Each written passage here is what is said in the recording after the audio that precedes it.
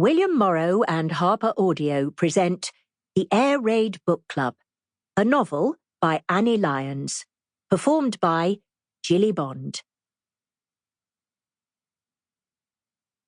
A note before we begin, don't forget to download the accompanying enhancement PDF from your audiobook provider, or go directly to www.harpercollins.com/pages/The Air Raid Book Club. It contains book club recommendations and historical resources.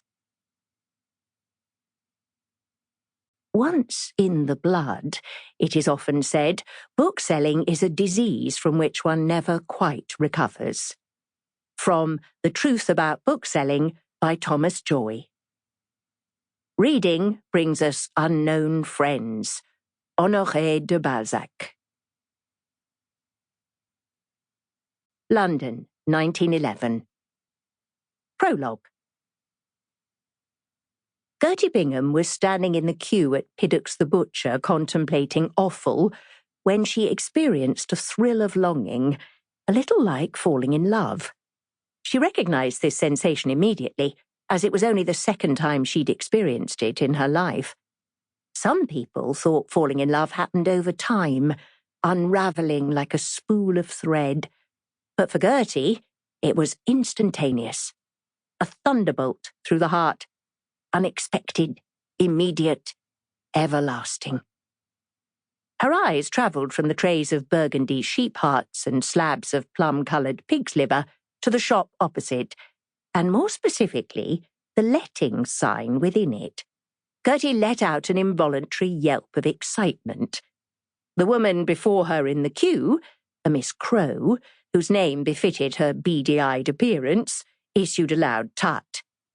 "Sorry," cried Gertie, abandoning her place and heading for the door. "It's just that I found it. I found it."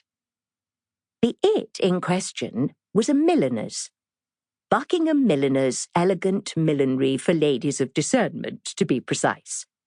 Beechwood High Street boasted not one but two milliners, along with a butcher, a baker, and indeed a candlestick maker, although this establishment went under the broader umbrella term of ironmongers. Gertie despaired at the paucity of interesting shops on offer. Having grown up in the centre of London, she found married life in this southeast corner of the capital rather humdrum at times. She longed for a theatre, or a concert hall, or best of all a bookshop, to add a little cultural distraction. The shops were very pleasant, of course, but largely functional. There was a tailor, a chemist, and a confectioner run by Mrs. Perkins, who Gertie had to admit made the best homemade toffee she'd ever tasted. She also enjoyed visiting Travers, the greengrocers run by Gerald and his wife Beryl, and Mr. Piddock was an excellent butcher.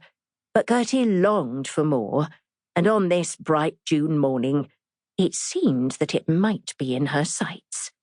She hurried up the hill to the public library, where her husband Harry worked, impatient to give him the good news. Gertie burst through the heavy mahogany doors, receiving a sharp reproach from the senior librarian, Miss Snip, who glared at the intruder over the top of her pince-nez. "May I remind you that this is a library, Mrs. Bingham," she hissed, "not one of your raucous suffragette gatherings." "Sorry," whispered Gertie. "I wanted to speak to Harry, if he's available." Miss Snip opened her mouth, ready to scold such presumption, when the door to the head librarian's office swung open, and Harry appeared, carrying a cup and saucer and a copy of a P.G. Wodehouse novel. He didn't notice Gertie at first, and she was reminded of that deliciously heady sensation she'd experienced when they first met. To the casual observer, Harry Bingham's appearance could most generously be described as awkward. He looked like a man whose arms and legs had grown too long for his body, giving him the haphazard air of a foal who was learning to walk.